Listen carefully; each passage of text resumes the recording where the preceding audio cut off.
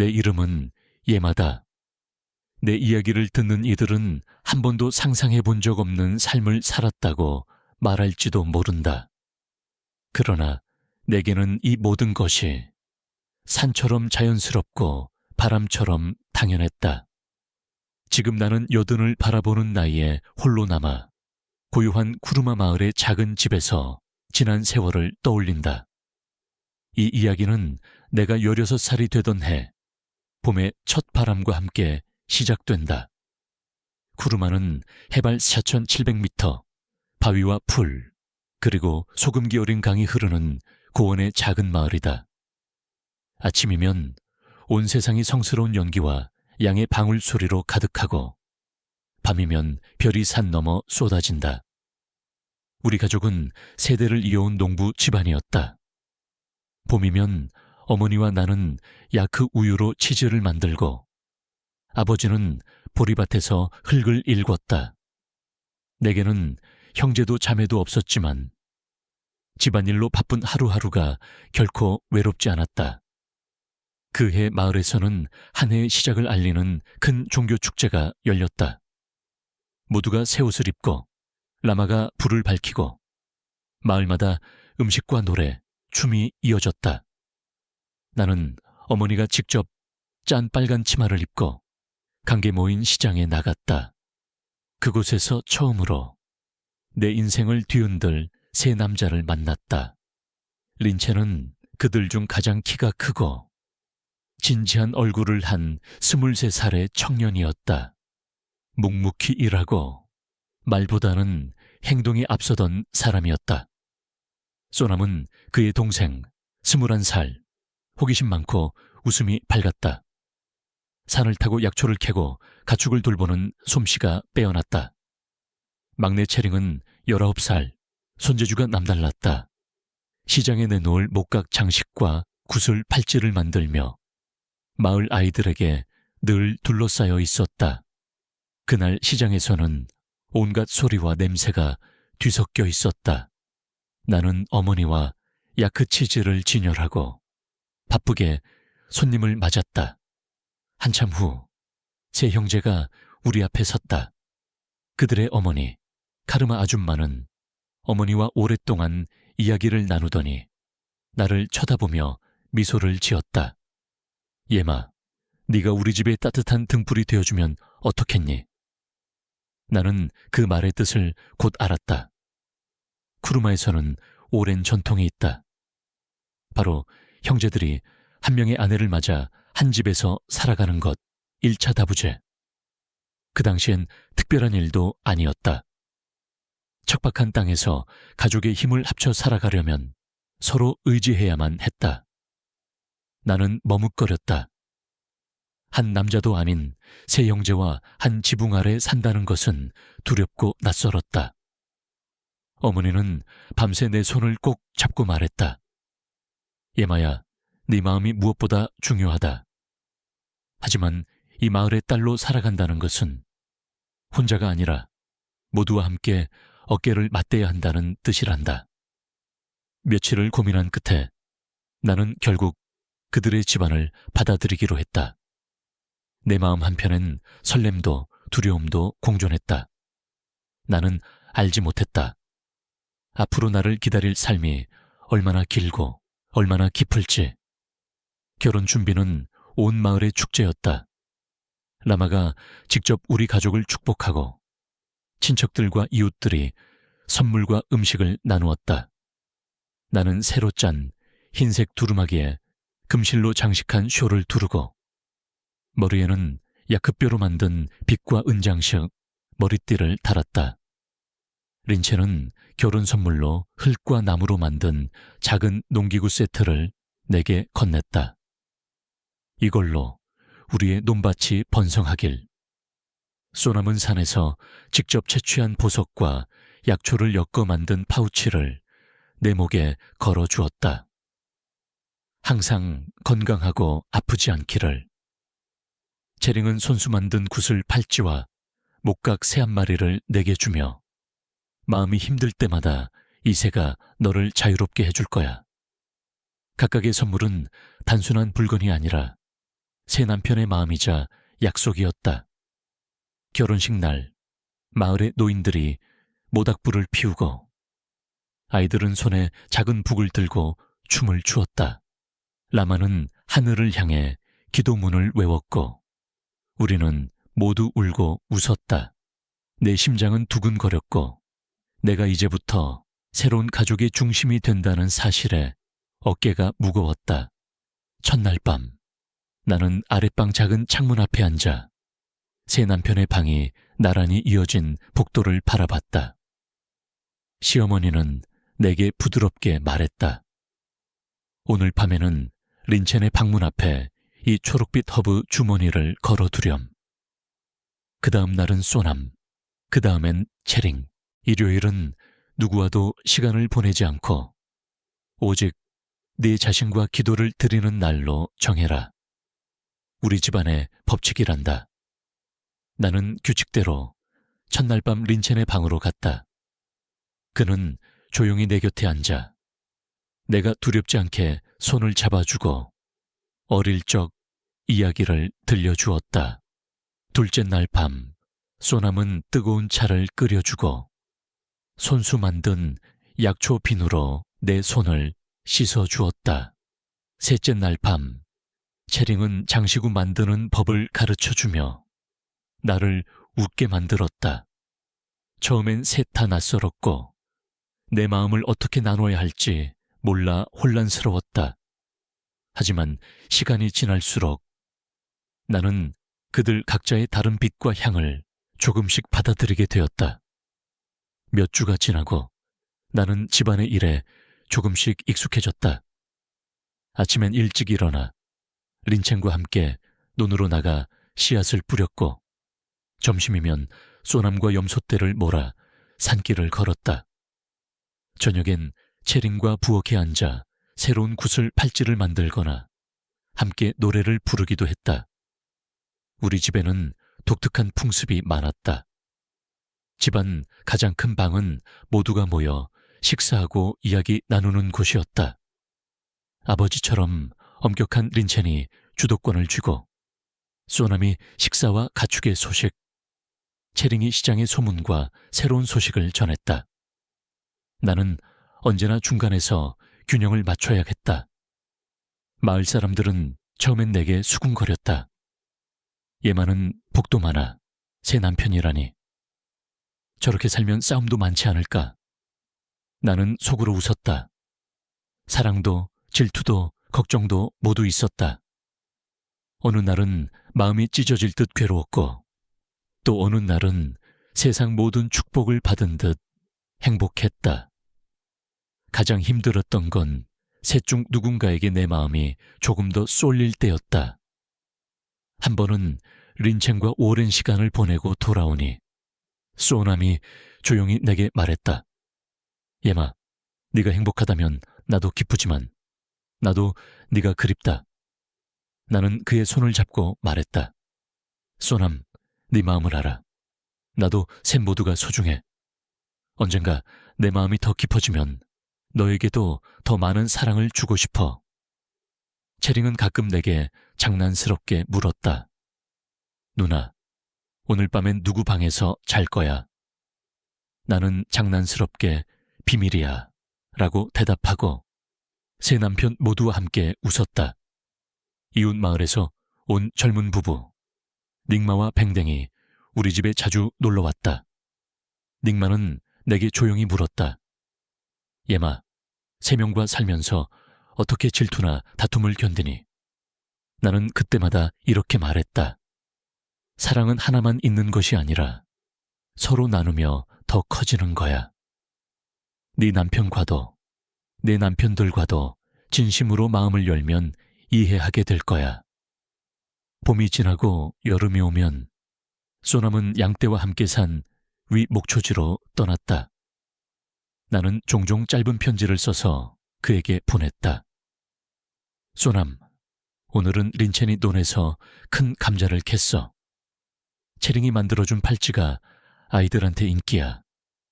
네가 없으니 집이 조금 조용해. 건강히 돌아와. 가을이면 체링이 만든 장신구를 가지고 린첸과 함께 마을 장터로 나갔다. 시장에서는 수많은 사람과 이야기를 나누고 때로는 이웃들과 작게 다투기도 했다. 그래도 언제나 집으로 돌아오면 새 남편이 내게 웃으며 인사를 건넸다. 결혼 1년이 지난 어느 날 나는 어머니가 주신 헝겊을 꺼내 새 남편과 함께 기도 깃발을 만들었다. 셋이 각자 소원을 적어 작은 돌무더기 위에 깃발을 세웠다. 린첸, 우리 가족이 건강하고 논이 잘 되기를. 소남, 염소와 양이 무사하고 예마가 늘 웃기를. 체링, 모두가 평화롭고 우리가 서로의 마음을 지키기를. 이 작은 소원들은 그날부터 우리 가족의 믿음이 되었다. 세월이 흐르며 나는 내 삶이 평범하지 않음을 더 자주 깨달았다.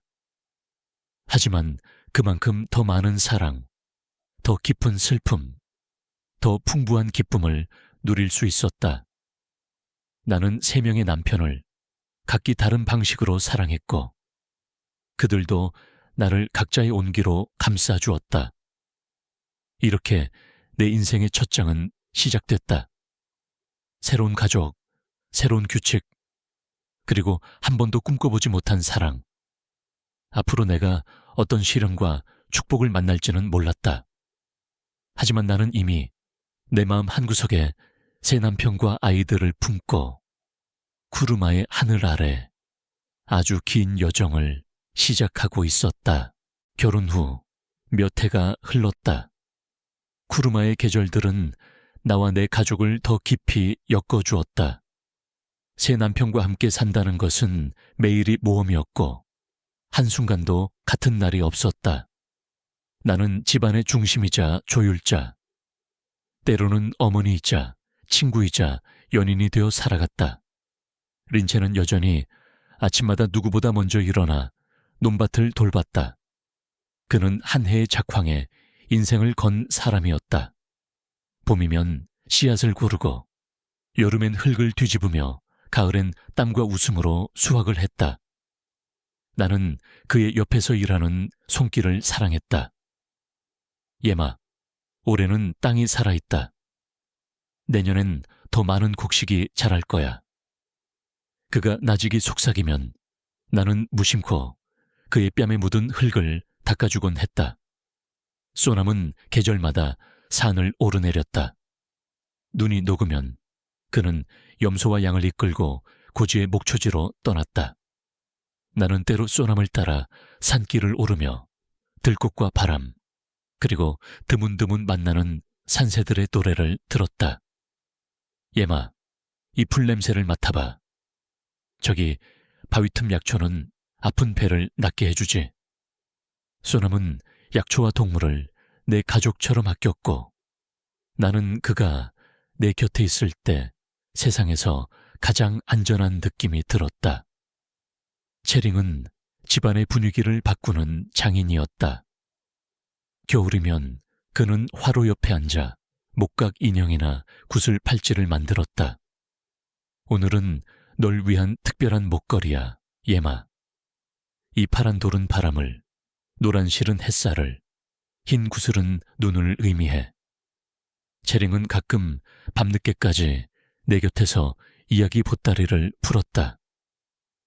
예마, 우리 아이들은 어떤 꿈을 꾸게 될까? 나는 미소를 지으며 대답했다. 내가 바라는 건 세상이 아무리 험해도 서로를 믿고 아끼는 마음이야. 결혼 3년째, 나는 첫 아들을 품에 안았다. 출산의 고통은 눈보라처럼 몰아쳤지만 새 남편 모두 내 손을 잡고 기도해 주었다. 린첸은 내 머리맡에서 예마, 조금만 더 힘내. 너라면 무엇이든 할 수 있어. 소남은 산에서 직접 따온 약초차를 끓여 내 입에 떠먹여 주었다. 체링은 내가 잠든 동안 노래를 불러주었다. 아들이 태어나자 온 마을이 축하를 아끼지 않았다. 이웃 할머니 칼대는 쌀떡과 버터차를 들고 찾아왔고 아이들의 장난감이 하나둘씩 우리 집에 모였다. 아들은 새 아버지를 구분하지 않았다. 그는 린첸을 따라 밭에서 흙장난을 하고 소남과 함께 염소를 쫓아 다녔으며 채링이 만든 나무배를 들고 강가에서 놀았다. 나는 우리 가족의 사랑이 아이의 눈빛에, 웃음에, 잠든 얼굴에 담겨 있음을 느꼈다. 가을이 깊어지면 가족 모두 함께 보리와 감자를 수확했다. 어느 날 마을 장터에서 난리가 났다. 채링이 내놓은 목각 마스크와 팔찌가 인기를 끌었고 소남이 기른 염소가 최고에 팔렸다. 나는 그날 저녁 가족을 위해 특별히 야크고기, 스튜와 허브죽을 끓였다. 오늘은 모두의 노고를 축하하는 날이야. 세 남편이 모여 서로의 어깨를 두드리며 웃었고 아이들은 그 곁에서 춤을 췄다. 그러나 평온만 있던 것은 아니다. 어느 해 겨울 유난히 눈이 많이 왔고 마을 사람들 모두 식량과 땔감 걱정에 시달렸다. 린첸은 걱정스런 표정으로 말했다. 예마, 우리가 아무리 준비해도 이런 겨울은 늘 힘들다. 소남은 염소떼 중 한 마리가 병에 걸리자 며칠 밤낮을 붙잡고 지켰다. 나는 그의 곁에서 불안한 마음을 감췄다. 채링은 장터에 갈 수 없어 속상해했다. 예마, 올해는 내 목걸이가 아무에게도 가지 못하네. 나는 그에게 따뜻한 차를 건네며 말했다. 괜찮아, 채링. 봄이 오면 더 멋진 작품을 만들 수 있을 거야. 어느 날 밤, 린첸과 소남, 채링이 화로 옆에 앉아 서로의 걱정을 나눴다. 린첸, 우리는 한 배를 탄 사람들이야. 어려울수록 마음을 합쳐야 돼. 소남, 나도 가족을 위해 더 열심히 할게. 채링, 내년엔 내가 더 많은 시장 소식을 가져올게. 나는 그들의 대화를 듣고 이 가족이야말로 내 삶의 전부임을 깨달았다. 봄이 오면 집 앞에는 얼어붙은 땅이 녹고 야크가 우르르 소리를 내며 달렸다. 나는 아이들과 함께 강가에서 돌을 던지고 어머니가 물려주신 노래를 불렀다. 새 남편과 나는 각자의 역할을 분명히 했다. 린첸은 밭의 수확과 식량을 책임졌고 소남은 가축과 약초를, 채링은 집안 살림과 수공예품을 맡았다. 나는 그들을 잇는 다리이자 가족의 마음을 지키는 문지기였다. 시간이 흐르며 둘째와 셋째 아이가 태어났다. 딸과 아들이었다. 우리 아이들은 큰아빠, 산아빠, 웃는 아빠라 부르며 자랐다. 나는 밤마다 아이들을 품에 안고 새 남편의 이름을 하나하나 불러주며 아이들이 모두의 사랑을 받는다는 것을 느끼게 해주려 애썼다. 어느 해 여름 소남이 양치기로 떠난 사이 집에 큰 시련이 닥쳤다. 갑자기 감자가 썩기 시작했고 농작물에 벌레가 퍼졌다. 린첸은 낙심한 표정으로 밤마다 논두렁을 돌았다. 예마, 올해는 농사가 망하는 건 아닐까? 나는 그의 어깨에 손을 얹으며 위로했다. 린첸, 우리가 할 수 있는 최선을 다했다면 하늘도 우리 편이 될 거야. 채링은 나를 따라 마을 노인들을 찾아가 조언을 구했다. 노파들은 전통적인 방법을 알려주었다. 고춧가루를 뿌리고 보리껍질을 태워 밭에 뿌려라. 우리는 밤새도록 밭에서 연기를 피우며 서로를 격려했다. 결국 가을이 되자 적지만 가장 단단한 감자와 보리가 남았다. 가족 모두가 모여 작은 축하잔치를 열었다. 그 해 겨울, 이웃집에 새 식구가 왔다. 젊은 여자 트위와 그의 남편 시린이었다. 트위는 내게 조심스레 다가와 물었다. 예마 언니, 새 남편과 함께 사는 게 외롭진 않아요?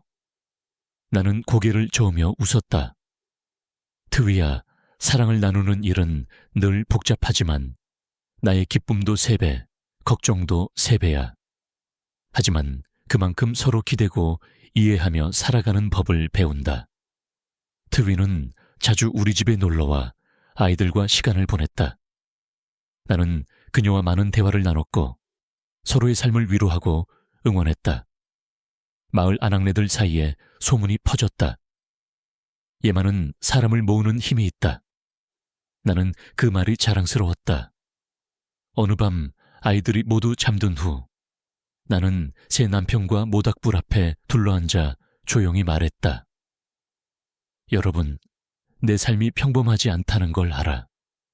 가끔은 마음이 흔들리고 두렵기도 해. 하지만 나는 세 사람 모두를 사랑하고 우리 가족이 세상 무엇보다 소중해. 린첸이 내 손을 꼭 잡았다. 예마, 네가 없으면 우리도 없지. 소남과 채링도 내 어깨를 감싸며 말했다.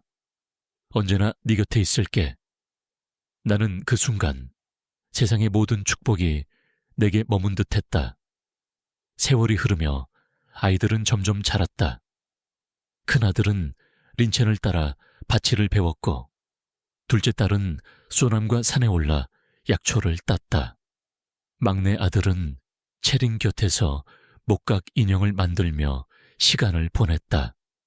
나는 아이들의 모습에서 남편들의 성격과 습관, 그리고 나의 희망이 조금씩 섞여 있다는 걸 알았다. 그러나 평온한 나날만 계속된 것은 아니었다. 어느 해 봄 마을에 큰 가뭄이 닥쳤다. 노는 금이 가고 강물은 바닥을 드러냈다. 린첸은 하루 종일 밭에서 우물 파는 일을 도왔다. 소남은 멀리 산 너머까지 약초와 물을 찾으러 다녔다. 채링은 힘든 시기를 잊기 위해 새로운 목걸이와 팔찌를 만들었다. 나는 마을 여자들과 함께 물을 길러 산길을 오르내렸다. 집으로 돌아오면 모두의 얼굴엔 피로가 묻어났다. 어느 저녁 아이들이 목이 말라 울기 시작하자 나는 마음이 무너졌다. 그날 밤 나는 모닥불 옆에 앉아 새 남편에게 말했다. 우리가 함께라면 어떤 어려움도 견딜 수 있다고 믿었는데 이번엔 정말 두려워. 린첸은 내 곁에 앉아 조용히 말했다. 예마, 가족이란 함께 어려움을 견디는 거야. 우리가 서로를 잃지 않는 한 다시 일어설 수 있어. 그 말에 나는 눈물을 흘렸다. 그리고 다시 마음을 다잡았다. 이후로 며칠, 마을 사람들은 힘을 합쳐 저수지 하나를 만들었다. 우리 집도 다른 집도 조금씩 물을 나눠 쓰기 시작했다. 그 해, 우리 가족은 비록 예전만큼 풍족하지 못했지만 서로를 더 소중히 여기게 되었다. 여름이 되자 소남은 마을 아이들을 데리고 산으로 소풍을 갔다. 나는 집에서 채링과 새로운 장신구를 만들고 린첸과 작은 밭을 다시 일구었다. 아이들은 점점 더 자라 각자 자신의 꿈을 이야기하기 시작했다. 큰아들은 아빠들처럼 열심히 일하는 사람이 될래. 딸은 산에서 약초를 캐고 마을을 건강하게 만들고 싶어. 막내는 나도 채링처럼 멋진 인형과 팔찌를 만들래. 나는 그들이 자신의 길을 찾는 모습을 보며 세상이 아무리 변해도 가족의 힘이 가장 소중하다는 걸 다시 깨달았다. 마을에선 해마다 큰 축제가 열린다. 그 해에는 우리 집이 음식과 장식, 춤의 중심이 되었다. 나는 아이들과 함께 전통 음식, 찹쌀떡과 야크 스튜를 만들었다. 린첸은 마을 어르신들을 위해 특별한 버터차를 준비했다. 소남은 축제의 장을 꾸미는 일에 열중했다. 채링은 아이들에게 장시구 만들기를 가르치며 모두가 웃고 떠드는 시간을 만들었다. 축제 마지막 날, 마을 라마가 우리 가족을 축복했다. 이 집안은 세상에 드문 사랑과 화합을 보여준다.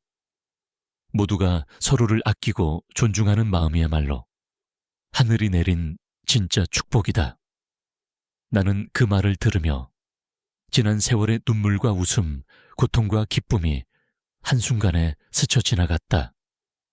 이렇게 두 번째 장은 끝이 나고 내 인생의 다음 페이지가 또다시 조용히 그러나 강하게 펼쳐지기 시작했다.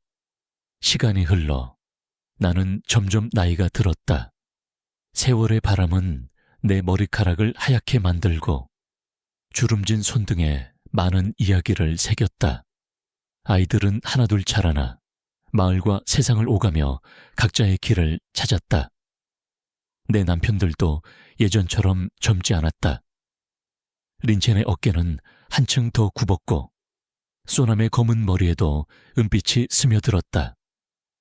채링의 손가락은 오래된 장신구로 인해 굳어갔다.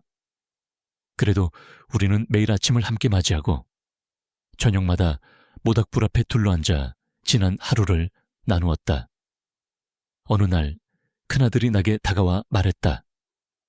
엄마, 나는 린첸 아빠처럼 논밭을 가꾸고 싶어. 내가 이제 집안의 일을 도와도 돼? 나는 아들의 손을 잡고 논두렁을 함께 걸었다. 네가 가진 마음이 바로 우리 가족의 뿌리란다. 누구의 피를 가졌는지는 중요하지 않아. 너는 새 아버지의 사랑을 모두 받으며 자랐고 그 사랑으로 앞으로 살아갈 수 있을 거야. 그해 겨울, 린첸은 병을 얻었다. 눈이 내리는 밤마다 그는 기침을 하며 잠을 설치곤 했다. 나는 뜨거운 약초차를 끓이고 옛날 어머니가 불러주던 자장가를 린첸에게 불러주었다. 소남과 채링도 각자 할 수 있는 모든 정성을 다해 린첸을 돌봤다. 소남은 산에서 약초를 캐와 정성껏 다려주고 채링은 린첸이 좋아하는 오래된 목각새를 닦아 머리맡에 두었다. 어느 눈부신 봄날, 린첸은 마당에 앉아 아이들의 웃음소리를 들으며 조용히 눈을 감았다.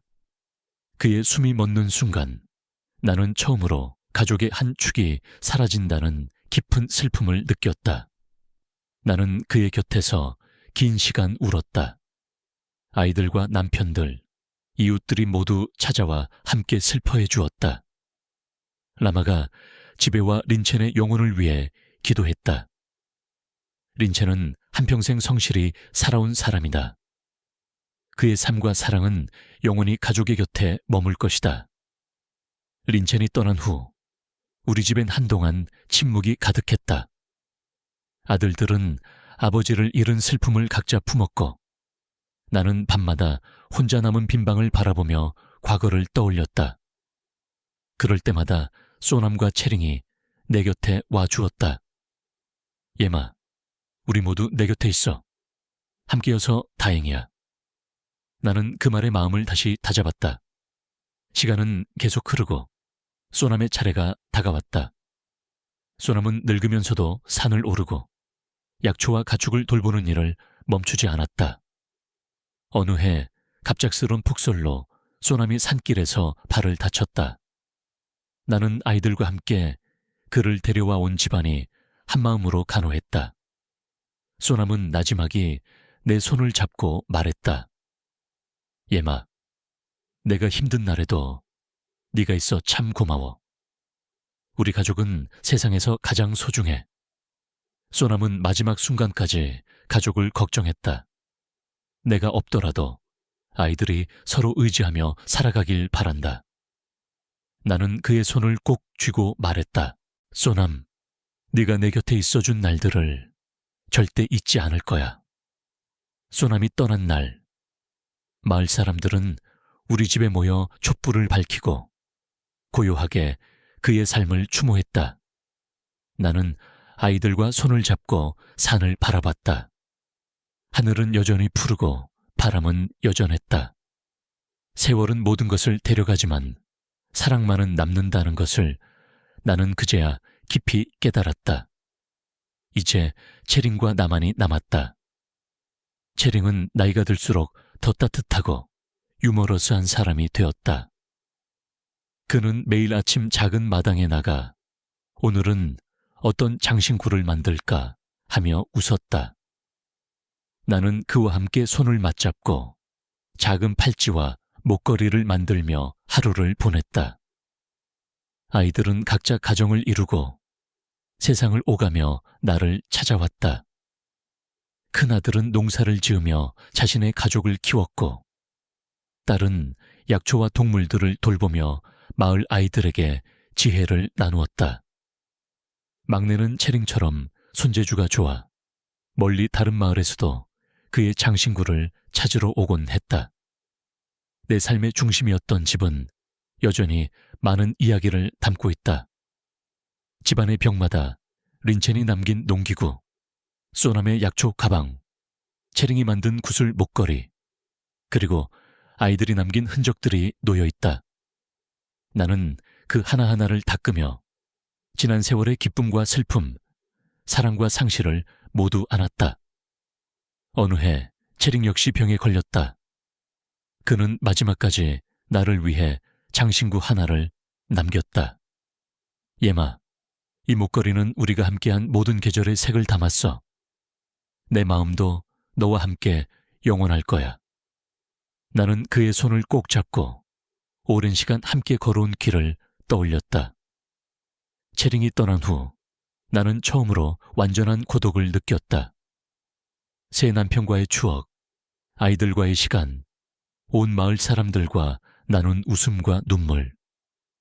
그 모든 것이 내 삶을 채웠고 또 비워냈다. 이제 내게 남은 것은 매일 아침 하늘을 바라보며 새 남편의 이름을 부르고 아이들의 안부를 묻는 일이다. 나는 집 앞 작은 뜰에 새 남편이 남긴 기도 깃발을 세워두었다.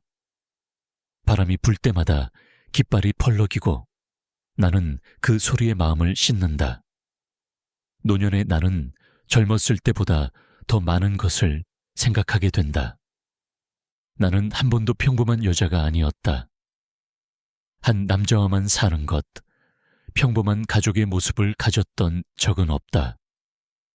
그러나 내 인생은 사랑이 가득했고 상실이 깊었으며 슬픔과 기쁨이 함께했다. 어릴 때는 너는 복이 많다는 말을 많이 들었다. 어떤 날엔 그 말이 짐처럼 느껴졌고 어떤 날엔 축복처럼 다가왔다.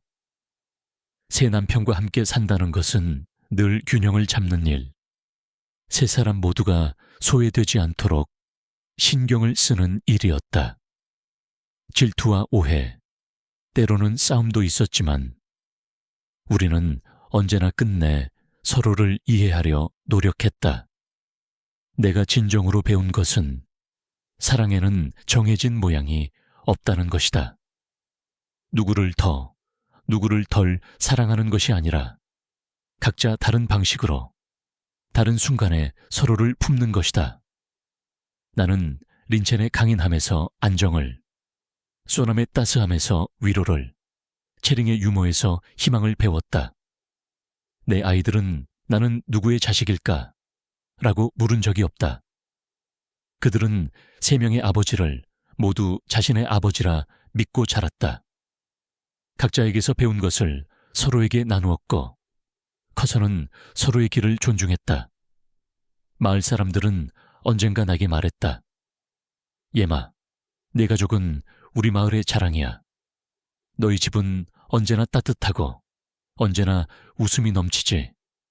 나는 그 말이 너무도 고마웠다. 이제는 나를 찾는 이들도 내 이야기를 듣는 이들도 적다. 그러나 가끔씩 마을 아이들이 내 곁에 앉아 할머니 옛날 이야기 들려주세요 라며 손을 잡는다. 나는 그들에게 내 젊은 시절, 새 남편과 함께 산 이야기, 마을의 축제, 가족의 시련, 그리고 무엇보다도 사랑의 이야기를 들려준다. 밤이 깊으면 나는 작은 등불 아래에 앉아 손에 남은 장신구를 만지작거리며 세월을 더듬는다. 새 남편의 이름을 부르고 아이들이 흘린 웃음을 떠올리며 나는 스스로에게 속삭인다. 예마야, 네 삶은 길고도 아름다웠다. 후회 없이 진심으로 모든 순간을 사랑했다. 마지막으로 나는 하늘에 기도한다.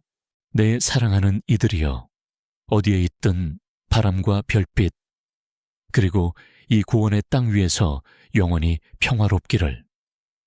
이렇게 내 이야기는 끝이 난다. 삶은 늘 예기치 않은 길로 나를 데려갔지만 나는 매 순간을 살아냈다. 지금 이 순간 내 옆에 가족은 없지만 내 마음속엔 언제나 새 남편과 아이들, 그리고 쿠르마의 바람과 하늘이 함께한다. 이 세상에서 나처럼 살 수 있는 이는 드물겠지만 나는 내 인생이 자랑스럽다. 모든 이들에게 진심으로 사랑하고 이해하며 자신만의 삶을 살아가길 바란다. 내 이름은 예마, 쿠르마 마을의 한 여자였고 새 남편의 아내였으며 다정한 어머니이자 인생을 두 팔로 아는 한 사람일 뿐이다. 감사합니다.